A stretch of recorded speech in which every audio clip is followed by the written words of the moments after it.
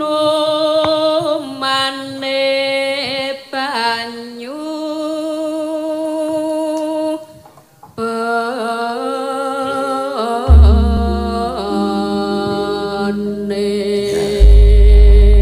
Wis ngombe banyu bening wis kepenak. Sik. Digendong mboten, Mbah? Oh, saged. Piye sok gendong ora? Wah. Gendong arep mburi. Cocok sama. Ora sah tok strek-strek iki angrobak wis muni kene wis. Apane sing muni? Apane, Mbah? Kok muni? Ora sah tok gamel iki angrobak iki bros iki. Strek-strek. Kudu bros ya. Bros kok rada ngisor apa to pisu? Oh, kantil-kantile iki sing muni. Guru kantil-kantil temu. Guru kantil-kantil kok nganti kaya guru bros. Wis ya Pak temokno wae wis kaya. Ket mau kok menjual jamu. Kayane temok kantil-kantil. Nah. Kayane. Kantil-kantil ki nek cilik. Apa nggih, Bu? Kantil nek cilik. Aku nggih lobang men kono mlebu ya tenan. Terus nek gedhe napa, Bu? Ya gandul-gandul. Oh, saya gedhe dolan jare. Dajaman berjuang jor kelingan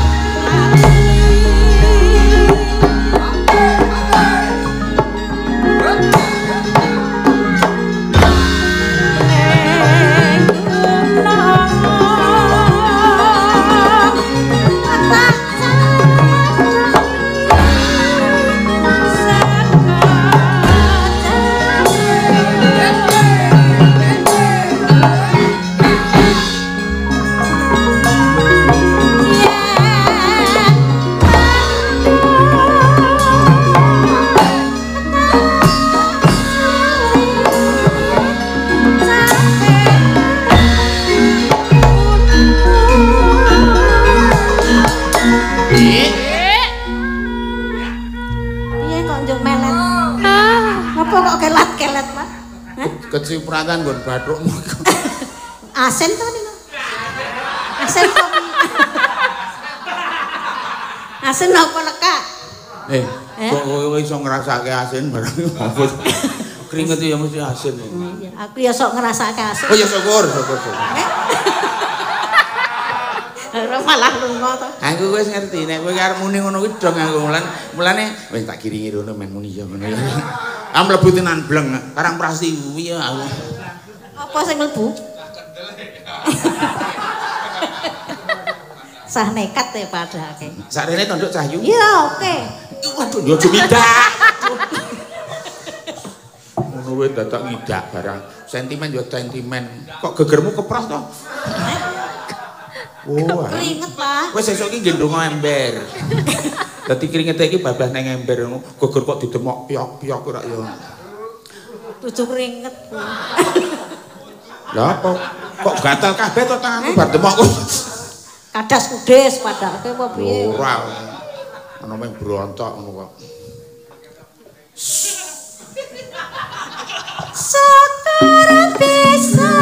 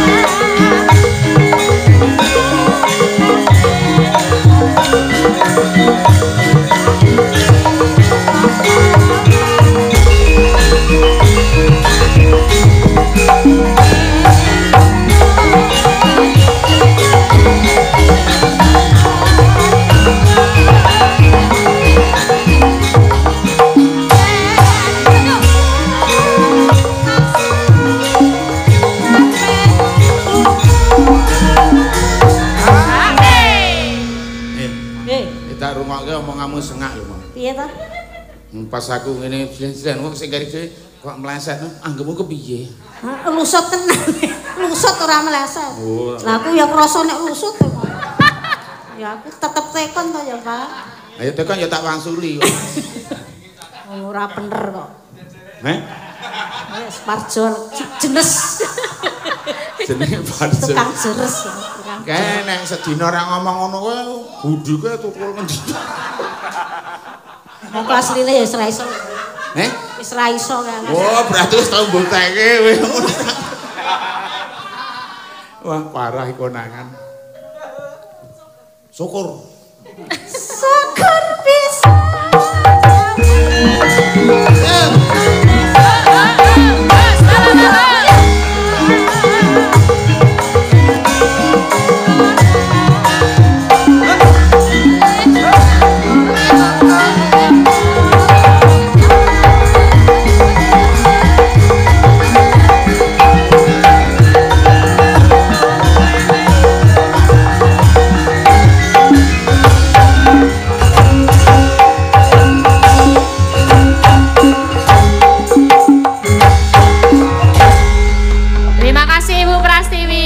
Duduk ya ndek cahyo marem regane go rasane ngatiku wis pokoke caping gunung sak jula-jula ini luwes raharjo kali sing sampe ngono. Mbah Waluyo boleh istirahat dulu. Boleh, ya. Ya. Kita tampilkan ke depan Agnes Yanandasari Nuring Tiasyo supportnya orang ngira mangga. Sapa monggo? Ra ngira.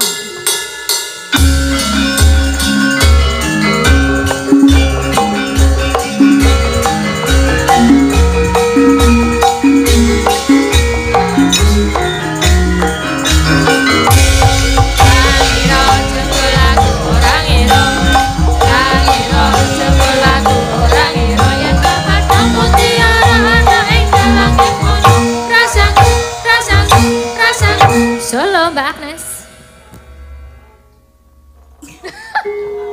Kaya wong bingung. Selamat malam Mbak Agnes. Aduh, malam hari ini cantik sekali ya. Sunggarnya rapi ya, moodnya bagus. Alhamdulillah. Tahu aja. Ya, ini karo nunggu tak bacakan ini ada beberapa kiriman ya Mbak Agnes ya. Silakan diwacakan. Iya, diwacakan dulu. Oke. Dari Oke, selamat malam Pak Gunawan. Mohon disampaikan ke Ni Elisa dan Mbah Waluyo permintaan dari grup PEOA Jula Juli niki wau sampun dipinangkani lajeng gendeng Putra Nusantara dipun tembangaken dening Ika Suhesti. Nanging dening Ika Suhesti mboten rawuh, mboten sowan mriki. Lah sakniki wonten Mbak Agnes ya Nandasari Nuringgas ingkang Mbak Ika. Betul. Tapi bodinya enggak kayak Mbak Ika loh ya. Tetap cantik ya. Ya, nanti Putra Nusantara dipinangkani sama Mbak Agnes. Lajeng kula bacakan dulu selanjutnya yang dari Bu Endang. Bu Endang itu juga ngirim 1 juta rupiah, tapi minta lagunya ini judulnya bentar. Request tembang Inilah Rumah Kami. Ya, klik YouTube PKJ 288 ditransfer 1 juta. Semoga keluarga WL dan keluarga pecinta wayang semakin bahagia, rukun, damai dan sejahtera dari udulonya Endang S Bogor. Bu Endang nyuwun pangapunten niki gandeng lagunipun Inilah Rumah Kami ini belum digarap secara gamelan nggih. Belum Dan ada latihan betul, ya. belum ada latihan. Monggo menawi mau diganti lagunya monggo silahkan dikirim via Mas Gun nanti bisa dipinangkani nopo menawi mboten kersa mengke dikembalikan nggak apa-apa. Nggih lajeng dari bentar lanjutnya dari Pak Supoyo. Oke. Pak Supoyo ini juga salam buat semuanya ya buat teman-teman Warga Laras semoga lancar dan sukses. Amin. Untuk sahabat Warga Laras. Ini minta lagu nyawer sedikit biar meramaikan kegiatan POA walau saya sudah tidak pernah sudah lama nggak aktif. Minta lagunya Gagat Enjang atau Suwe Ora Jamu. Untuk semua teman-teman POA selamat Idul Fitri, mohon maaf lahir dan batin. Nyawer 500.000 matur sembah nuwun Pak Supoyo. Itu dulu nanti kita bacakan lagi. Sudah. Jadi Mbak Agnes Putra Nusantara. Okay. Di bawah nih nggih. Nggih. Oke. Aku sendiri nggak sama Mbah Wayu. Tadi udah make up tadi capek biar minum dulu. Aku ngancani nang kene wae. Engko nek cedak-cedak aku malah ganggu konsenmu trasi. Kok konsenmu trasi? Konsentrasi. Neng ojo ngawaske konsenmu brose konsentrasi lho. Konsentrasi. Coba konsenmu trasi.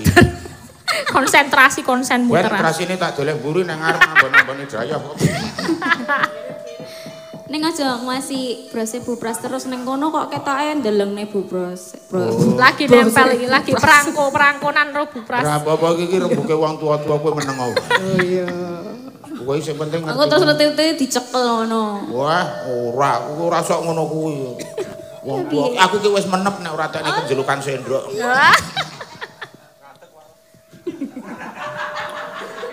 Wah, parjo meneh. Oh, suwe-suwe tak antil lho, Jok. Ya. Anakku sing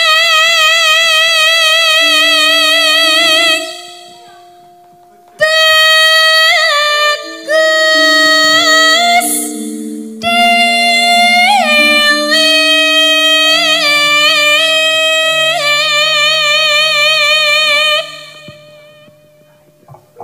besok pinter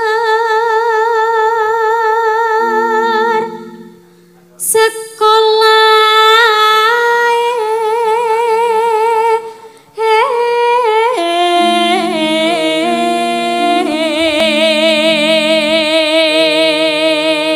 Mbah Waluyo lanjut bawane saged. Aku. Nggih. Aku yang gitu. sengit aku. Dadah. Ayo to Mbak. Suwe ra ketemu lho. Angger bawa serak. Wis ciri. Dengan kon itu. Hah? Ana. Sini. Bagus. Tak pegang. Lah. Ager-ager mau bos. Rak yo atos toh. Ono ager-ager kok atos lho kaya kayu. Awing Putra Nusantara sing ngajari penyanyi-penyanyi iki aku kabeh bolong. Guru Dwija. Makane kuwi kok. Mbok dhewe. Wis kok pinter sekolahe. Mbok coba bar iki. Aku wis tau nyoba gegeden tak balekke kok. Tak ngono ta. Weh, Parjo, kancane muni gegeden ya beda. Bocah. Lah niku ngaten niku won cermo jenes. Maklumi mawon. Anggepe nyoba, aku ki nyoba klambi, dianggap nyoba lapangan ngono apa kepiye kok. Kamban. Mbok tok depik pangananmu men meneng jeneng. Ndi? Wi pangananmu ki nek ana Parjo, men nggo nyumpli dalane jagung. Tetep tetep karo mangan. Lah ning arep mangan kaya karo ngomong bocah Lah wae. iya, wis ciri. Nek anu dijahit wae. Wantu. Lanjut Mbak Anes. Mboten sias Mbah Waluyo. Ora wis. Nek wedok ya wedok terus. Aja suara wedok kok. Lah kan penak nek lanang wedok ngono lho, bervariasi. Weh, Variasi lho. variasi kok lanang wedok. Gur asi tok ora pari. Kak iso. Iso wae latihan kok. Ayo, iso. Yen wis bisa nyambut gawe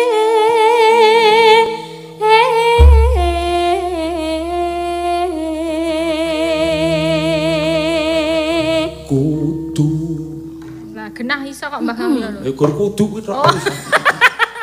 Pas kudu tok ya. Bayar. Kudu bayar lho.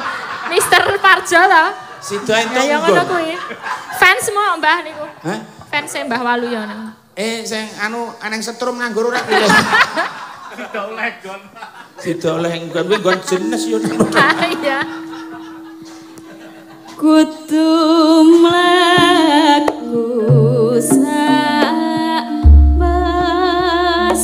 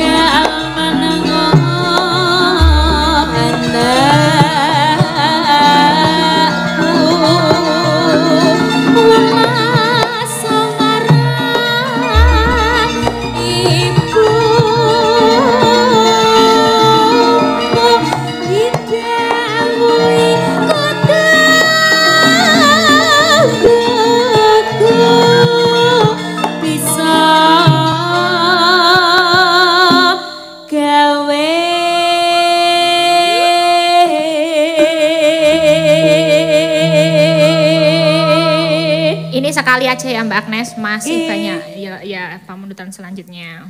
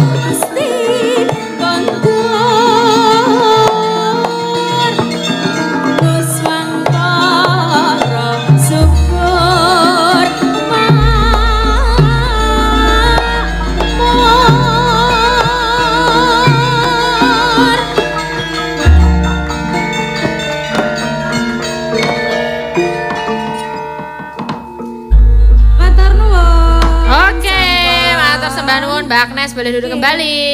Selanjutnya siapa ya iki? Apike iki sing alus-alus sisan ditokke kabeh sik, soalnya engko sing galak-galak iki ketoke kabeh diborong anting lambang sih. Wah. Ya, kita tampil ke depan Mbak Oriza dan Mbak Neti. Oke ya? Oh ya, berdua Mbak Oriza dan Mbak Neti tampil ke muka. Monggo nyuwun spote co. Spote bebas.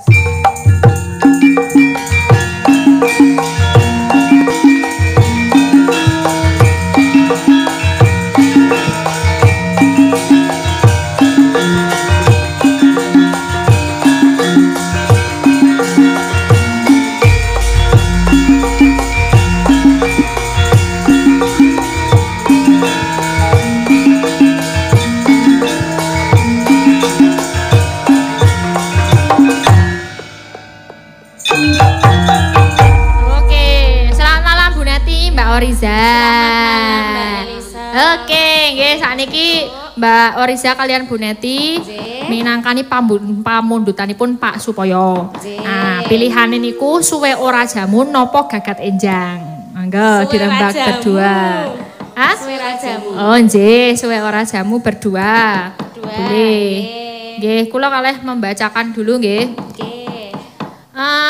Salam untuk Mas Gun nyuwun lelagon minta anting ya Mas. Salam untuk Mbak Agnes Seno Nugroho dan seluruh warga Laras. Mbak Elisa sukses selalu. Dari Bu Sri Hartini sudah nyawer 1 juta minta lagu Banyumasan Sambung Sunda. Wah.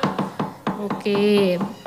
Lajeng assalamualaikum Saudara Gunawan, saya Hajah Retno Parisi Tanjung Barat Jakarta Selatan nyuwun lagu Kembang Rawe dibawakan Mbak Anting Lambang C.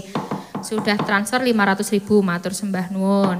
Kemudian dari Bu Endang tadi tidak diganti untuk tanggapan yang selanjutnya saja tanggal 25 Mei. Minta lagunya itu digarap soalnya kalau digarap dengan gamelan jadi bagus. Oh jee. Niku nek menawi ajeng digarap gamelan tambah biaya aransemen nggih. Biaya nyanyi niku pun cukup sak monten niku tapi menawi ajeng digarap gamelan tambah biaya aransemen sak latihane lah. Ya ora kuwi jenenge pandak ya tro ayo karepe. Ya coba sesuk mbok menawa saged dicoba digarap nggih. Lanjut Mbak Oriza kalian Bu Neti. Monggo suwe ora jamu. Dados.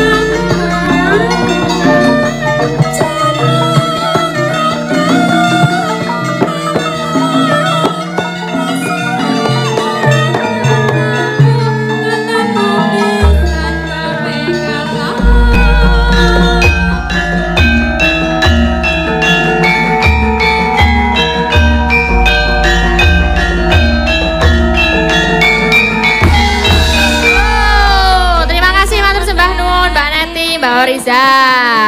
Oke. Lanjut, Anteng maju ke depan langsung disambut dengan kembang rawe ya. Ya, oke. Lah sisan kok. Ya. Iki saiki iki lagumu 2, jadi sekalian ya. Yo langsung kembang rawe terus.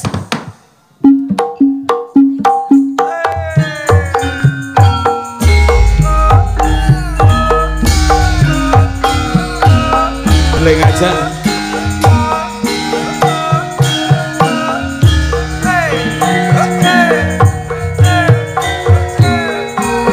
Apa joget tuh?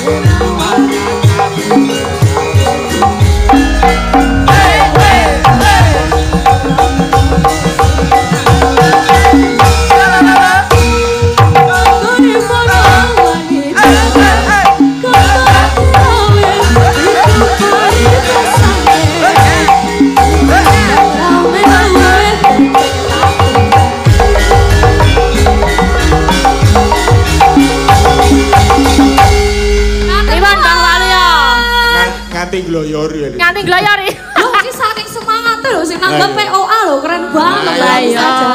Tur dasare niki apa wiyagane ya kabeh kompak padahal akeh sik izin lho iki.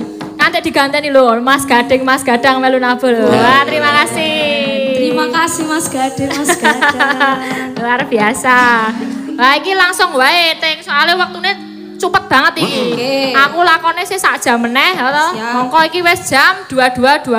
Sip. Nah, iki mau minangkani pamundutanipun Ibu niki wau sak yuta dhewe. Banyumas campur Sunda ning salah siji wae. Nggih, berarti Sunda mawon. Sunda mawon apa Sundane? Bajing. Bajing. Nggih. Oh, bajing. Bajing iki piye maksude? Luncat. Ya bajing kan reno, Mbak. ngono. Bajing luncat, bajing mlaku, bajing murep, bajing mlumah. Lah ya mau aja bajing to. Bajing loncat ngono. Lah nek loncat-loncat terus ya kesel to. Kok Parjo ora nambahi ya. Bajing ngenong, bajing ngenong ya ora apa-apa ori apik. Apa ora kelinci ucul wae? Aku kelincine gak kowe sing ngucul.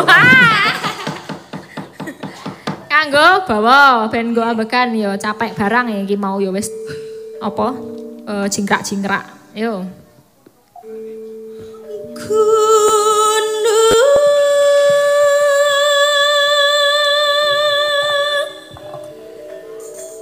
Iya dah. Wis. Ki geter.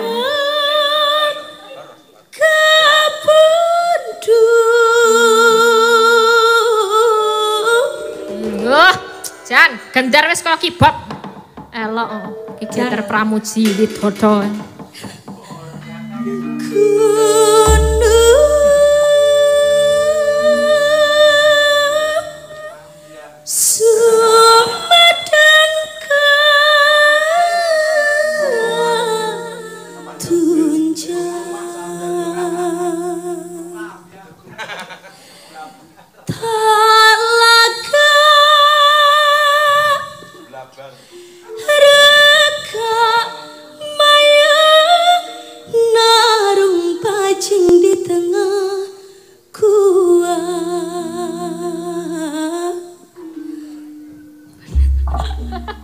Kok koyo neng hutan rimba ya aku. Lah ya apik to. Suasanane mendukung. Demit tok. Gendruwone sing kenong. Oh, iya, sia-sia kowe. Ora saking sayangku kok. Oh lah ya, nu sayang kon padake gendruwo kuwi ya. Horek ya Pak Marso.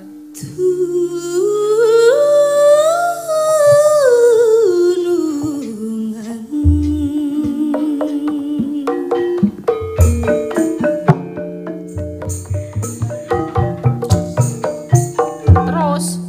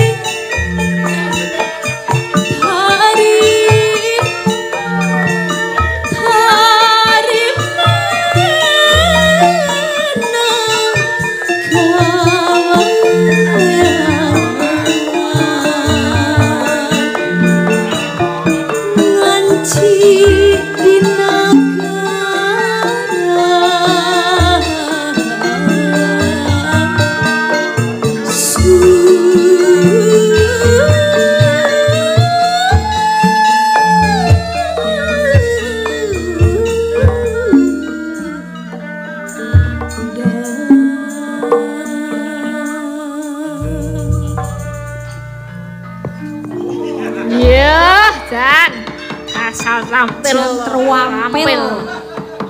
Ki geter. Ki geter. Yo. Monggo. Dados bajing loncat.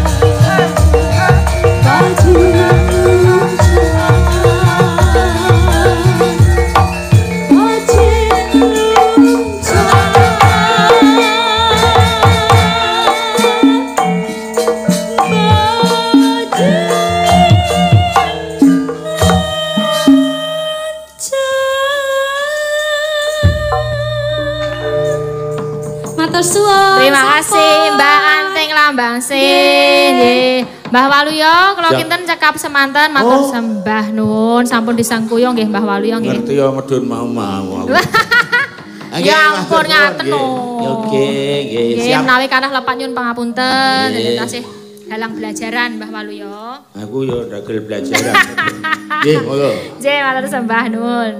Wis, yo Truk. Kayak apa sowan gone Ndara Abimanyu, Ndara Arjuna ya. Tunjung Bang Trate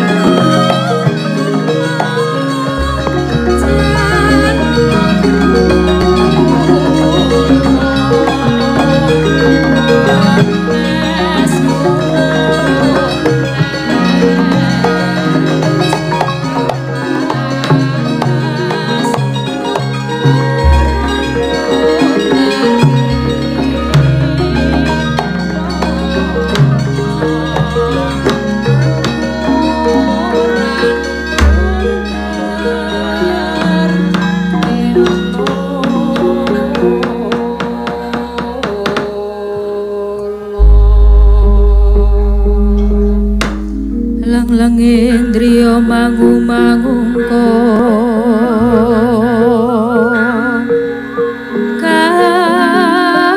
kanduan rimang lerlena tanpa kanen yen tan tulusa mengkudyah utama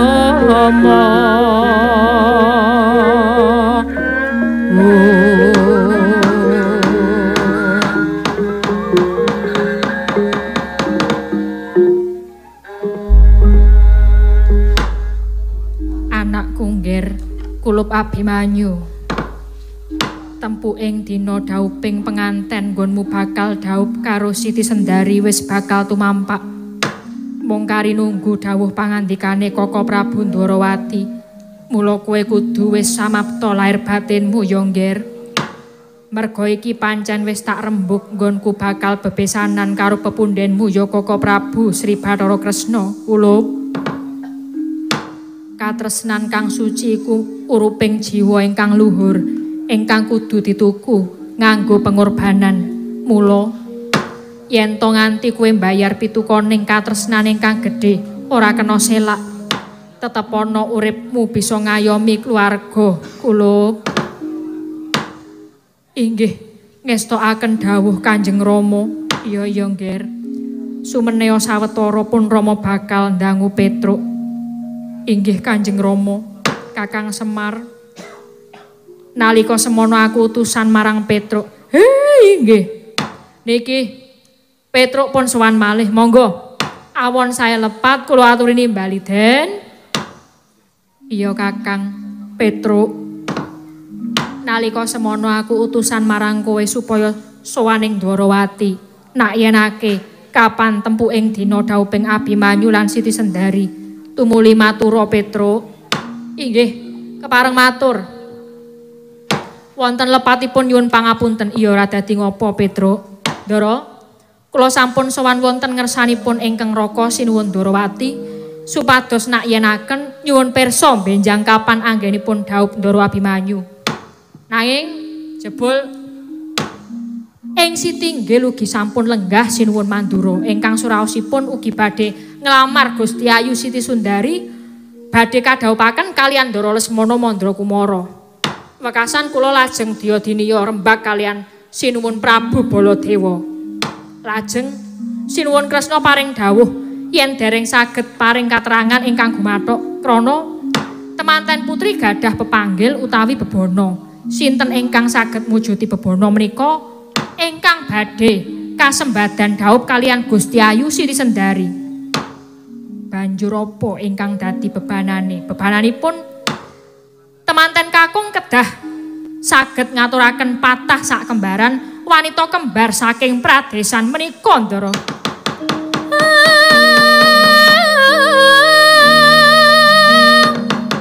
Mulat mara sanghar Juna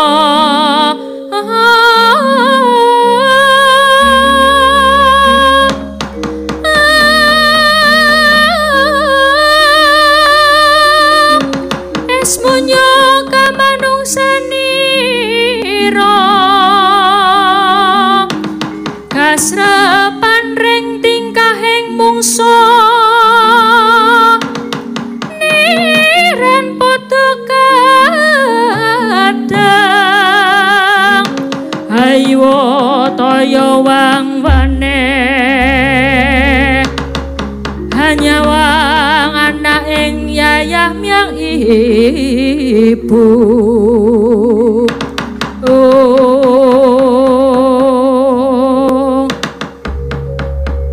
Abimanyu, kurang bejane sisip sembire daupmu kelawan Siti Sendari bisa cabar. Merga temanten putri darbe pepanggil. Aduh, lajeng kados pundi Rama? Mongko sejatosipun kula kalian diajeng Siti Sendari menika sampun sami tresnanipun. Angka Wijaya, kaya ngendikaku ngarep mau, katresnan kang suci iku uruping jiwa ingkang luhur, ingkang kudu dituku nganggo pengorbanan. Mula yen to nganti kowe mbayar pitukoning katresnan ingkang gedhe ora kena selak. Kaya iki Siti Sendari nyuwun pepanggil wujude patah sak kembaran wanita kembar. Mula Abimanyu, yen pancen kowe ora bisa mbudidaya, kowe aja ngaku anak Janaka Abimanyu.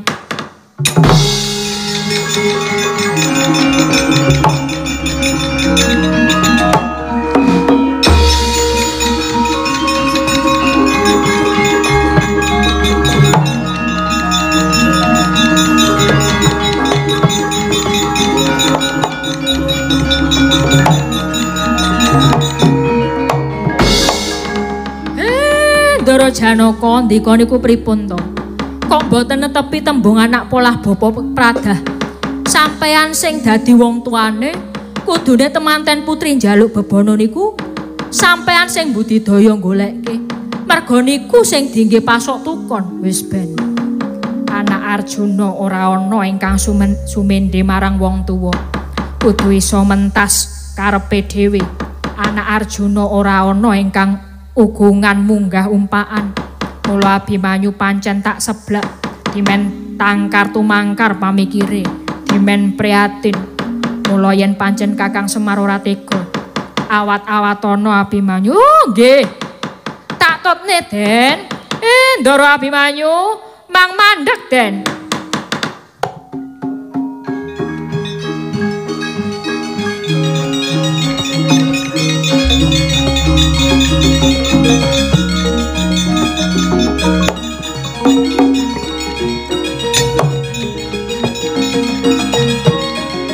Ndara Abimanyu.